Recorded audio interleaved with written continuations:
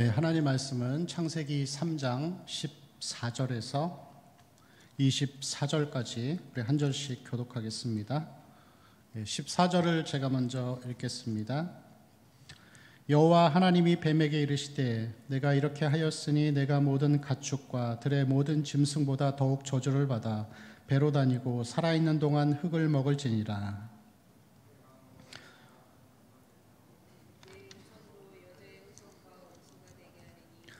여자의 후손은 내 머리를 상하게 할 것이요 너는 그의 발꿈치를 상하게 할 것이니라 하시고, 또 여자에게 이르시되 내가 내게 임신하는 고통을 크게 더하리니 내가 수고하고 자식을 낳을 것이며 너는 남편을 원하고 남편은 너를 다스릴 것이니라 하시고, 아담에게 이르시되 내가 내 아내의 말을 듣고 내가 내게 먹지 말라 한 나무의 열매를 먹었은즉 땅은 너로 말미암아 저주를 받고 너는 내 평생에 수고하여야 그 소산을 먹으리라.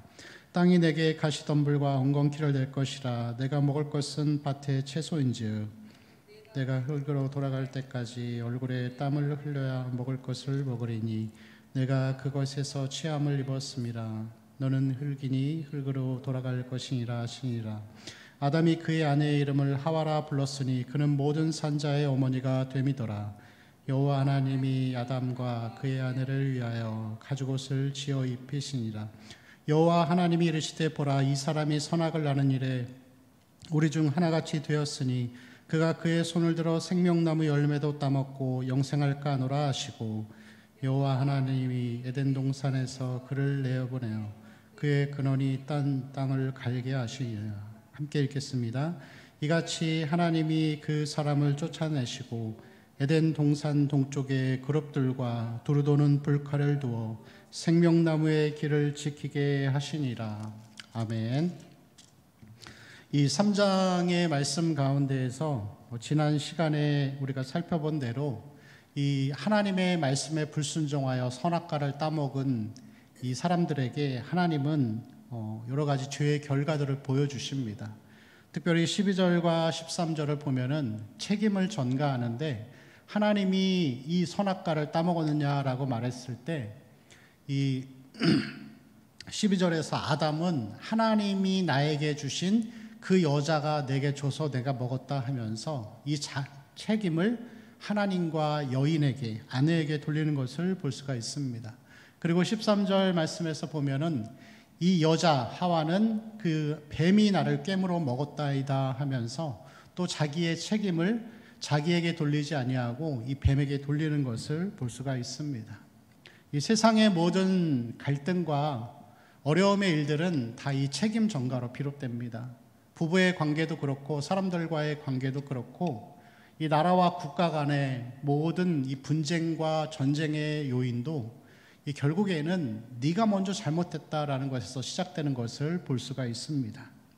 그리고 오늘 우리가 읽은 이 14절 말씀부터의 내용을 보면은 이 하나님이 불순종한 자들, 피조물들에게 차례차례로 이 죄에 대한 심판을 하시는 그런 내용들을 볼 수가 있습니다. 14절 말씀을 보면은 하나님이 이제 뱀에게 먼저 심판을 주시죠.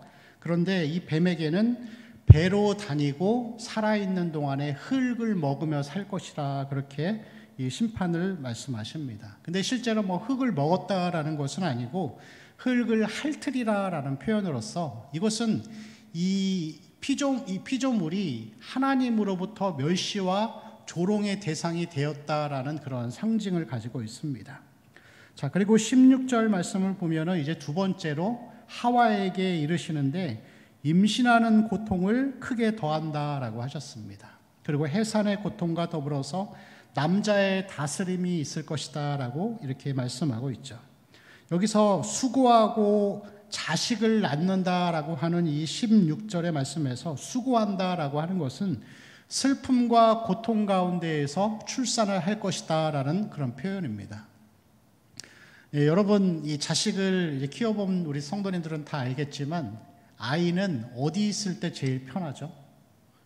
뱃속에 있을 때 제일 편합니다. 낳고 나면 뭐 해산의 고통도 힘들지만 그 이후에 이 부모가 전적인 헌신을 통해서 최소한 10년은 먹이고 입히고 그리고 가르쳐주고 해야지만이 아이가 그 그 다음에 걸어 다니고 스스로 뭔가 밥을 먹고 할 수 있겠죠. 그러한 의미에서 볼 때 이 자식을 키우고 이 출산하는 것은 그 모든 의미들을 다 포함하는 것이라고 할 수가 있습니다.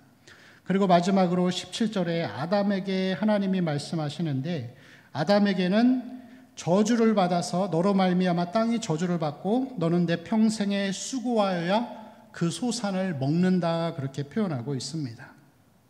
그래서 노동의 수고가 있을 것을 말씀하고 있죠. 타락하기 이전에도 이 하와가 했었던 출산, 이 생육과 번성은 타락 전에도 있었습니다. 그리고 노동하는 것도 타락 전에는 있었던 것이죠. 그렇지만 이 생육과 번성과 노동이 더 이상 이 즐거움이 아니라 이제는 타락의 결과로 인하여서 고통으로 다가오게 되는 그러한 과정들을 보게 됩니다. 그래서 바로 이러한 효과들이 나타나기 시작하는데, 이 남자가 여자를 다스리게 되죠. 이제 대등한 관계에서 종속적인 관계로 변하는데, 그래서 이 뒷부분에 보다가 보면은 아담이 하와의 이름을 지어주는 것을 볼 수가 있습니다. 이제 그것을 봤을 때 이제 종속적인 관계로 변하면서 이제 이 심판의 결과들이 나타나는 것을 볼 수가 있습니다. 여러분, 그런데 이 하나님께서 이 피조물들 아담과 하와에게 그리고 뱀에게 준 이 심판의 결과, 이 심판에 대한 하나의 특징이 있습니다. 그게 뭐냐면은 우리 14절 말씀 한번 같이 읽어볼까요? 3장 14절입니다. 시작. 여호와 하나님이 뱀에게 이르시되 내가 이렇게 하였으니 내가 모든 가축과 들의 모든 짐승보다 더욱 저주를 받아 배로 다니고 살아있는 동안 흙을 먹을지니라. 자, 14절에 보니까 살아있는 동안에 흙을 먹는다고 하죠. 자, 17절에도 볼까요? 17절에 끝부분에 보면요, 땅은 너로 말미암아 저주를 받고 너는 내 평생에, 일생 동안 그 일을 해야 되는 거예요. 자, 19절에도 나옵니다. 19절도 보시면은 내가 흙으로 돌아갈 때까지 얼굴에 땀을 흘려야 먹을 것을 먹는다는 거예요. 그럼 여러분, 이 뱀에게 그리고 하와에게 아담에게 주신 하나님의 심판의 특징은 무엇이죠? 공통점은 평생 가는 거예요. 평생 하는 거예요. 저도 결혼하고 이제 아이를 낳아서 가장이 되다 보니까 이제 책임이 있잖아요. 그런데 문득 그런 생각이 들 때가 있었습니다. 언제까지 돈을 벌어야 돼? 돈을 번다라는 표현이 저한테는 좀 그렇지만 언제까지 가족을 부양해야 돼? 언제까지 해야 되죠? 평생 해야 되는 거예요. 하나님이 우리에게 주신 이 심판의 결과물들은 우리가 평생 해야 되는 거예요. 이 땅에 사는 동안에. 여러분, 평생 지속되고 있죠? 출산, 그리고 여자와 남자의 종속적인 관계들, 노동, 가시와 엉겅퀴. 봄만 되면 새싹이 나는데 심지 않아도 들풀이 나고 가시와 엉겅퀴가 나서 어려움을 겪게 됩니다. 여러분, 그래서 이것은 평생 지속되는 거예요. 아담과 하와 이후로 지금까지 수천 년 동안 쉬지 않고 계속된다라는 것을 보여주는 것이죠. 그게 여러분 하나님의 심판의 결과라고 할 수가 있습니다. 여러분, 아담과 하와의 타락 이후로 지금까지 해산의 고통과 노동과 이러한 것들은 계속 반복되는 거예요. 그래서 여러분, 세상은 진화론자들이 말하는 것처럼 점점 좋아지는 게 아니라 이렇게 계속해서 반복되다가 하나님 나라가 임하게 되는 것입니다. 여러분, 지금 이 코로나 바이러스로 인하여서 사람들이, 우리 성도들이 교회도 나오지 못하는 큰 어려움 가운데 처하여 있습니다. 여러분, 그런데 이러한 바이러스는 또 발생될 것이에요. 종식되고 나면 이 세계보건기구인 WHO에서 가장 두려워하는 질병이 뭐냐면은 바이러스입니다. 언제 이것이 변이가 또 나타나서 사람들과 세계에 있는 모든 나라들을 공포에 빠뜨릴지 모르는 거예요. 그리고 이것은 여러분, 인류가 이 땅의 죄 가운데에서 존재하는 동안에는 계속해서 진행되고 반복된다라는 것을 분명히 오늘 성경이 우리에게 말씀하고 있습니다. 여러분, 그렇지만 이 3장 전체의 말씀은 심판과 고통을 말하는 끔찍한 내용들을 담고 있지만 이 3장 전체의 내용을 보다가 보면은 이 3장의 내용은 심판과 하나님의 저주가 아니라 하나님의 사랑과 은혜라는 것을 우리는 알 수가 있습니다. 그래서 가죽옷을 지어 입히시고 그들에게 소망을 주시는 그러한 내용들을 볼 수가 있죠. 여러분, 이 하나님의 심판이 얼마나 지속된다고요? 인류 역사가 시작된 이후로 예수님이 오실 때까지 계속 반복되는 거예요. 그럼 여러분, 이 심판을 주신 분도 하나님이시라고 하면은 그 가운데에서 사랑과 은혜의 기회를 주시는 분도 하나님이신 겁니다. 우리가 많은 어려움 가운데 처하여 있지만, 그러나 이 어려움 가운데에서도 하나님은 우리를 돌봐주시고 채워주시고 지켜주시는 거예요. 자, 본문을 다시 보겠습니다. 자, 22절 말씀 우리 한번 같이 읽어보겠습니다. 22절입니다. 시작. 여호와 하나님이 이르시되 보라, 이 사람이 선악을 아는 일에 우리 중 하나같이 되었으니 그가 그의 손을 들어 생명나무 열매도 따먹고 영생할까 하노라 하시고, 자, 24절을 볼까요? 이같이 하나님이 그 사람을 쫓아내시고 에덴 동산 동쪽에 그룹들과 두루 도는 불칼을 두어 생명나무의 길을 지키게 하시니라. 자, 아담과 하와가 생명나무를, 그 나무를 열매를 따먹지 못해서 영생을 누리지 못하게 하시는 거예요. 막으셨어요. 왜 막으셨죠? 하나님의 사랑이죠.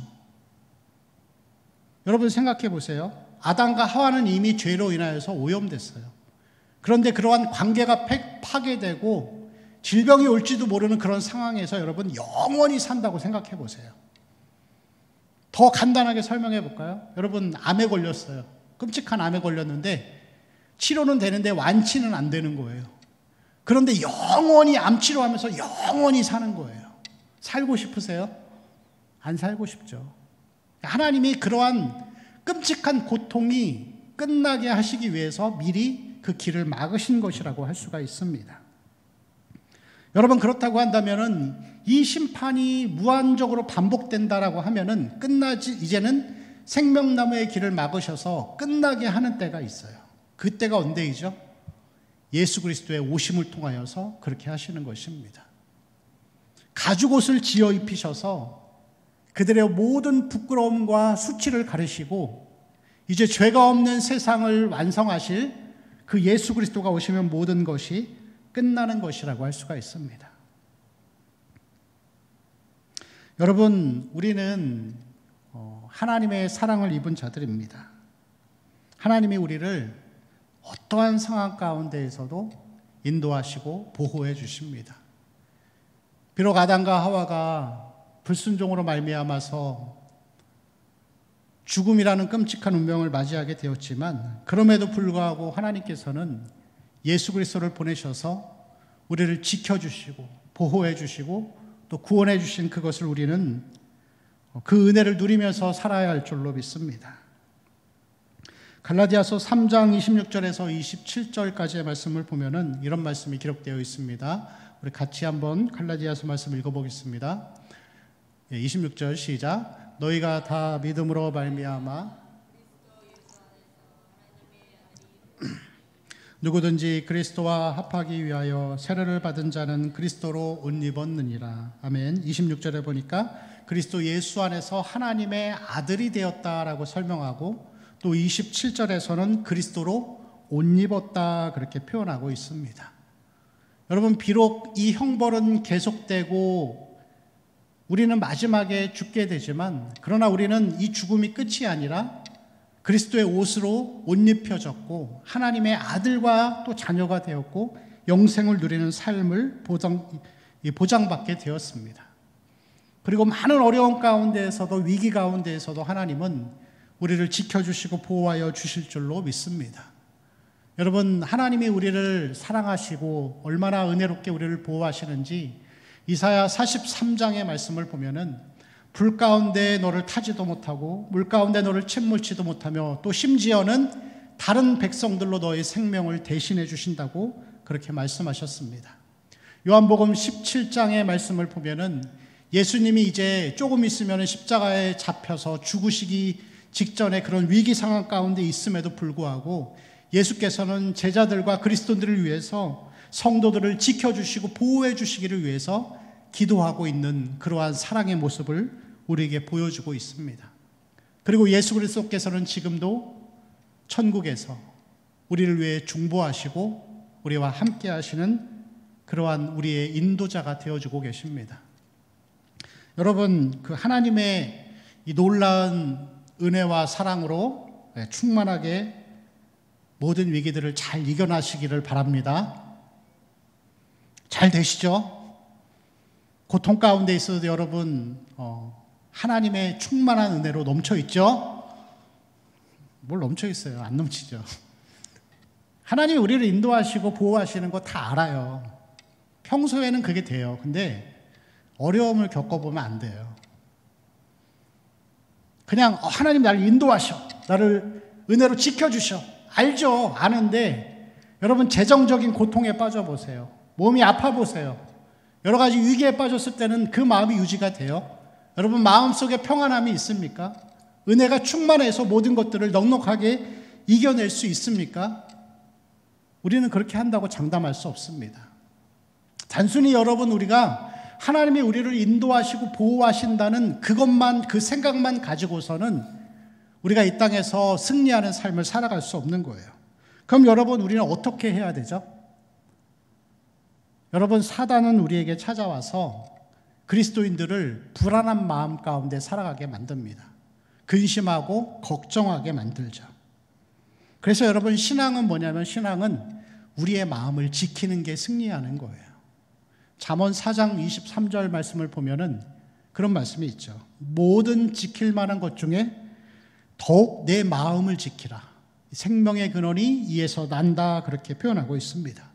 여러분 에베소서 6장 말씀을 보면은 영적인 전쟁을 이야기하는데 우리의 씨름은 뭐라고요? 혈과 육에 대한 것이 아니라 정사와 권세와 이 세상의 어두움의 주관자들과 하늘에 있는 악의 영들에 대함이라고 그렇게 표현하고 있습니다. 그럼 여러분 우리의 마음을 지키고 우리가 위기 때, 고통 때에도 끝까지 하나님을 신뢰하고 나아갈 수 있는 그 방법은 뭐냐면은 첫 번째는 말씀이라고 할 수가 있습니다.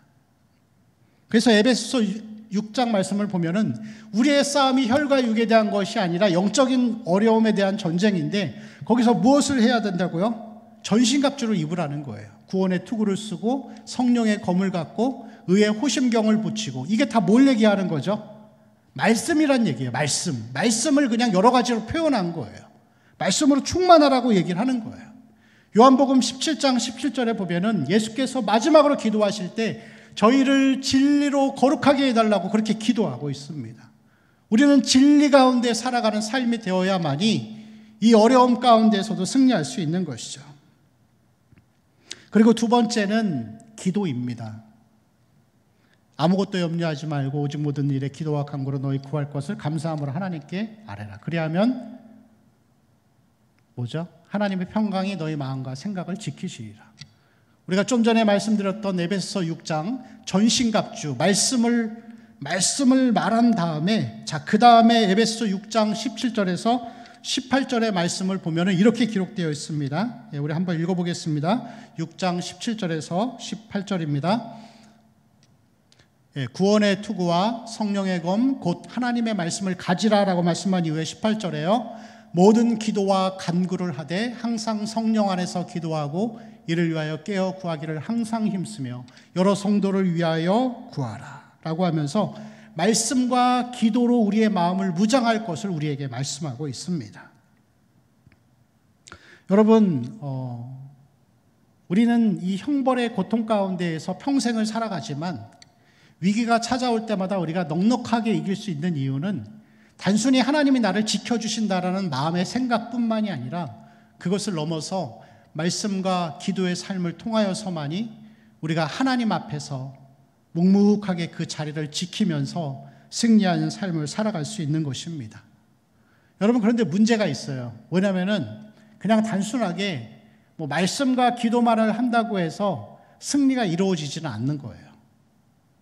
그럼 구체적으로 우리가 좀 더 어떻게 하나님 앞에 나아가는 삶을 살아야 하는 것을 본다면은 먼저 사탄이 사람을 무너뜨린 방식을 살펴보시면 돼요.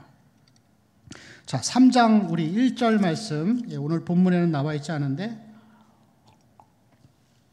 3장 1절을 좀 띄워주세요. 1절을 한번 우리 같이 읽어보겠습니다. 시작. 그런데 뱀은 여호와 하나님이 지으신 들짐승 중에 가장 간교하니라. 뱀이 여자에게 물어 이르되 하나님이 참으로 너희에게 동산 모든 나무의 열매를 먹지 말라 하시더냐 라고 하면서, 자, 먼저 사단이 여자를 공격할 때 뭘 얘기하죠? 하나님의 말씀이 이러이러하더냐라고 하면서 하나님의 말씀을 왜곡시키는 거예요. 그리고 3절에도 보면은 뭐 먹지도 말고 만지도 말고 그런 대화들이 오갑니다. 자, 4절에도 보면은 뱀이 여자에게 이르되 너희가 결코 죽지 아니하리라. 자, 5절까지 대화가 진행이 쭉 됩니다. 사단이 이 하와를 유혹하는 방식, 도구가 뭐죠? 말씀이죠. 말씀을 왜곡시키는 거예요. 그리고 말씀을 왜곡시킨 다음에 이제 지성의 혼란이 오니까, 자, 6절 말씀에 이 하와가 그렇게 표현하죠. 여자가 그 나무를 본즉 어떻다고요? 먹음직도 하고 보암직도 하고 지혜롭게 할 만큼 탐스럽기도 한 거예요. 뭘로 그걸 느끼죠, 여러분? 먹음직도 하고 마음으로 느낀 거예요. 그럼 여러분, 하와는 이미 이 상태는 먹으면 안 되는데 하는데, 사단이 주는 그 말에 속아서 이제 지성이 혼란을 일으키고 그 가운데에서 감정이 지성을 지배하는 거예요. 먹으면 안 되는데 하는데 그냥 먹은 거예요. 자, 그리고 그 6절 뒷부분에 보면은 여자가 그 열매를 어떻게 했다고요? 따서 먹었어요. 실행을 한 거예요. 여러분, 무슨 얘기를 하는 거냐면은 하나님이 지으신 우리 사람이라는 존재는 인격을 갖고 있어요. 그 인격은 뭐냐면은 머리, 지성과 감정과 행동, 의지가 있던 거예요. 근데 사단이 사람을 공격하고 영적으로 무너뜨리는 방식은 뭐냐면은 지성과 감정을 바꾸게 만드는 거예요. 머리로는 하면 안 돼라고 생각하는데 감정이 더 커져서 지성을 이겨버리는 거예요. 여러분, 사람들과의 관계에서 서로 대화를 나누다가 의견이 충돌돼요. 그럼 이제 조금씩 의견이 틀어지면서 마음이 안 맞으니까 화가 나는 거예요. 싸우기 시작해요. 근데 여러분, 싸우다 보면은 막 욕도 나오고 정말 세상 사람들은 심하면은 폭력을 행사하기도 하는 거예요. 그럼 여러분, 폭력을 행사하면 어떤 결과가 벌어지죠? 법적인 체제를 받겠죠. 근데 그걸 알면서도 머리로서는 안 된다라고 하는데 감정이 지성을 압도해 버리는 거예요. 사단은 우리가 하나님의 인격 안에서 하나님의 인격을 가지고 태어난 존재라는 것을 알기 때문에 그렇게 공격하는 거예요. 그래서 여러분, 시편 1편의 말씀도 보면은 복 있는 사람들은 그 다음에 뭐죠? 악인들이 꾀를 쫓죠. 꾀를 먼저 머리로 생각한 다음에 그 다음에 오만한 자의 자리에 서는 거예요. 머리로 먼저 생각한 다음에 마음으로 품고서 가다가 서서 오만한 자의 자리에 앉아서 죄를 짓기 시작하는 거예요. 지성과 감정과 의지를 통하여서 그렇게 행하는 것입니다. 그게 모든 여러분 사람들의 죄를 짓는 방식이에요. 여러분, 이단이나 독재자들이 말도 안 되는 말을 계속하지만 그게 왜 넘어가는지 아세요? 같은 말도 계속되면은 그게 사실로 믿어지는 거예요.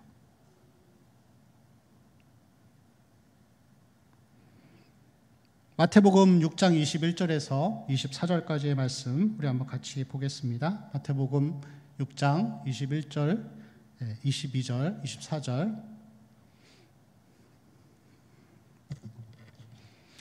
같이 읽을까요? 시작. 눈은 몸의 등불이니 그곳에는 내 마음도, 21절을 보여주세요. 내 보물 있는 그곳에는 내 마음도 있느니라. 22절이요. 눈은 몸의 등불이니 그러므로 내 눈이 성하면 온몸이 밝을 것이요. 24절이요. 한 사람이 두 주인을 섬기지 못할 것이니 너희가 하나님과 재물을 겸하여 섬기지 못하느니라. 자, 순서를 보세요. 예수님이 하신 말씀입니다. 자, 21절을 보실까요? 내 보물 있는 곳에는 뭐가 있다고요? 내 마음도 있다. 마음이 뭐라고요? 감정이죠. 자, 그 다음에 2절이요. 눈은 몸의 등불이. 여기서 눈은 사람의 지성을 얘기하는 거예요. 자, 여러분, 순서가 어떻게 되어 있죠, 지금? 감정이 먼저 앞에 와 있고, 그 다음 지성이 그 다음 와 있고, 자, 24절이요. 한 사람이 두 주인을 어떻다고요? 섬기다. 섬기다는 것은 행동이에요. 여러분, 이게 뭔 얘기를 하는 거냐면은 예수님께서 이 말씀을 하시는 이유는 그 당시에 사람들은 먹고 마시는 게 한 끼 먹을 음식도 당장 걱정해야 하기 때문에 하나님을 바르게 믿고 따르기보다는 먹고 사는 게 더 중요한 시대였던 거예요. 그런데 예수님께서는 뭐라고 말씀하시냐면 이 지금 마태복음 6장의 21절부터 24절의 말씀을 하신 다음에 그 다음 무슨 말씀하시냐면은 공중의 새를 봐라. 들의 백합화를 봐라. 생각해봐라. 순서를 바로 다시 정하라는 거예요. 생각해봐라. 하나님이 저러한 들풀도 다 관리하시고 공중의 새도 먹이시고 입히시거든 하물며 너희일까 뭐냐 하면서 그 다음에 뭐라고 말씀하시죠? 먼저 그의 나라와 의를 구하라. 그리하면 이 모든 것을 너희에게 더하시리라. 그렇게 말씀하는 것을 볼 수가 있습니다.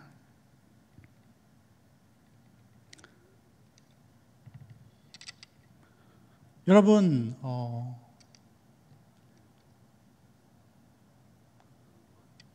우리가 단순하게 이 사단이 공격한 이 방식을 따라서 사람의 지성과 정서와 의지에 혼란을 일으키게 했다면은 그럼 우리는 어떻게 살아야 하냐면은 이 영적인 고통과 공격 가운데 우리가 승리하며 살기 위해서는 인격의 삶, 지성과 정서와 의지를 바르게 다시 드리는 예배의 자리에 서라고 말씀드리는 것입니다.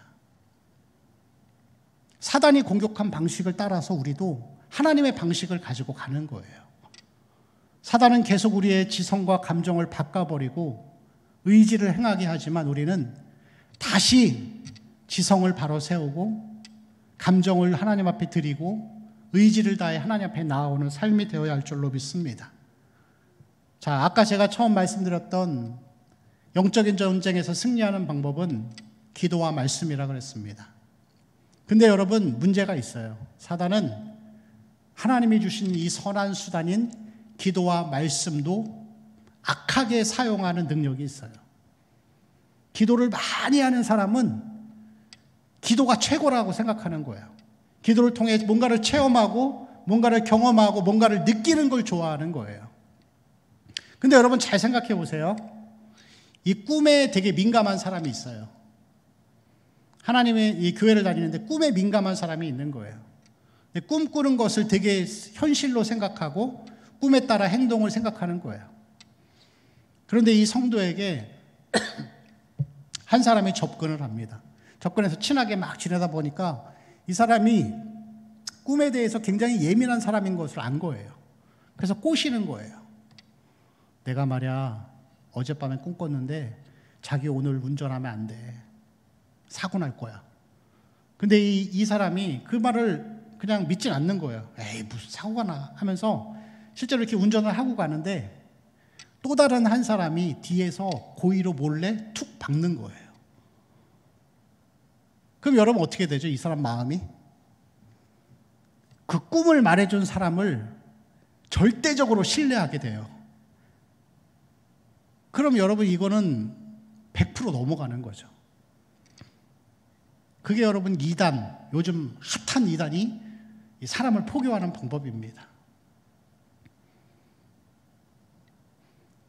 단순히 여러분 기도를 많이 하고 한다고 해서 우리가 사단의 공격으로부터 승리하고 사는 것이 아닙니다. 여러분 반대로 말씀이 최고다라고 하면서 그냥 매일 말씀을 많이 본다고 해서 우리가 영적인 승리를 하는 것이 아니에요. 그것은 여러분 사람을 지적으로 교만하게 만들 수밖에 없습니다. 이것을 뭐라 그러냐면은 신학적으로 주지주의라 그래요. 지성이 최고다. 아니면 주정주의, 감정이 최고다. 경험이 최고다. 체험이 최고다라고 하는 거예요. 그렇지만 여러분 정말로 우리가 이 사단의 공격과 어려움 가운데 우리의 마음을 지키고 승리하기 위한 유일한 방법은 지성과 정서와 의지를 다해서 드리는 예배를 통해서만이 우리는 승리하는 삶을 살아갈 수 있는 거예요. 인격이신 하나님을 만나는 게 그게 예배라고 할 수 있습니다. 지식이 전부라고요? 여러분 교회가 많은 성경 공부를 합니다. 양육도 하죠. 근데 저는 별로 양육은 그렇게 좋아하지 않습니다. 왜냐하면 양육을 통해서 하나님을 인격적으로 만나는 경우는 별로 없어요. 그냥 예배 드리는 자들에게 조금 더 신학적으로 탄탄하게 만들어주기 위해서 하는 것이 성경 공부이고 양육이지, 그것이 여러분 주가 되는 것은 아니라는 것이죠. 그렇다고 한다면 여러분, 우리가 이 땅에서 승리하며 살아갈 수 있는 유일한 길은 하나님을 인격적으로 만나는 예배를 드리는 거예요.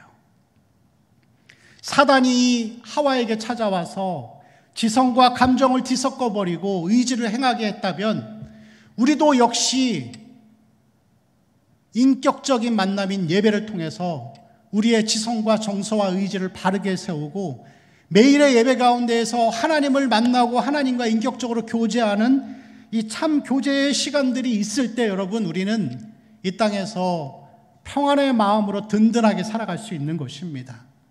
여러분, 이번 이러한 일들을 통하여서 많이 깨달으신 것이 있을 것이에요. 예배한다는 것 자체가 얼마나 소중한 것인가를 여러분 느껴봤을 것입니다. 저도 살면서 성도들한테 교회 오지 말라고 말해본 적 처음입니다. 있을 수 없었던 일이에요. 그럼 여러분, 우리는 예배를 더 소중히 여기고 이 예배를 통하여서 하나님을 지성과 정서와 의지를 다해서 하나님과 인격적으로 만나는 그 은혜의 시간들을 사모하며 매일매일의 삶이 그렇게 살아야 할 줄로 믿습니다. 가정에서 우리 예배하고 있는 우리 성도님들, 예배라는 것이 꼭 교회에서만 할 수 있는 것은 아닙니다. 여러분, 가정에서도 혼자 예배할 수 있어요. 제가 방법을 가르쳐 드릴게요. 찬송을 한 곡 불러주세요. 그리고 성경의 한 장을 선택해서 한 장을 조용히 묵상하면서 그 다음에 한 5분 정도 이 말씀이 나에게 주시는 의미가 무엇인지를 생각해 보는 거예요. 그리고 기도하세요. 한 3, 4분 정도 기도하시고 기도 가운데 결단하며 나아가는 것입니다. 뭐 예배가 다른 건가요? 그것을 통해서 여러분, 가정에서 매일매일 하나님을 예배하는 삶을 통해서 지성과 감정과 의지를 바르게 세워가는 자들이 이 땅에서 승리하며 살아갈 수 있는 것입니다. 우리 성도들의 삶이 그래야 할 줄로 믿습니다. 여러분, 집에서 하는 것도 기도이고 예배이고 하나님 앞에 인격적으로 나아가는 삶이 되는 것입니다. 여러분, 지금도 여전히 사탄은 하와를 무너뜨린 것처럼 사람의 지성과 감정을 순위를 바꿔버리고 우리의 마음을 불안하게 만들고 고통 가운데 살아가도록 만듭니다. 그렇지만 여러분, 우리가 승리할 수 있는 유일한 이유는 첫사람 아담은 실패하였지만 둘째 아담이었던 예수 그리스도는 죄와 사망과 죽음의 권세를 물리치시고 승리를 우리에게 주셨습니다. 그 예수 그리스도를 신뢰하면서 하나님을 예배하는 삶으로 나아가시기를 바랍니다. 말씀을 통하여, 기도를 통하여, 찬송을 통하여서 여러분, 집에서 예배할 수 있고 집에서 기도할 수 있는 사람은 어디 가서도 예배할 수 있습니다. 그 예배의 삶이 오히려 이 어려움의 시대에 더 소중한 가치로 여겨지고 또 그것을 더 소중하게 생각하면서 하나님 앞에 매일매일 예배하는 우리 성도님들의 삶이 되시기를 축원합니다. 같이 기도하겠습니다. 우리 하나님 앞에 기도하실 때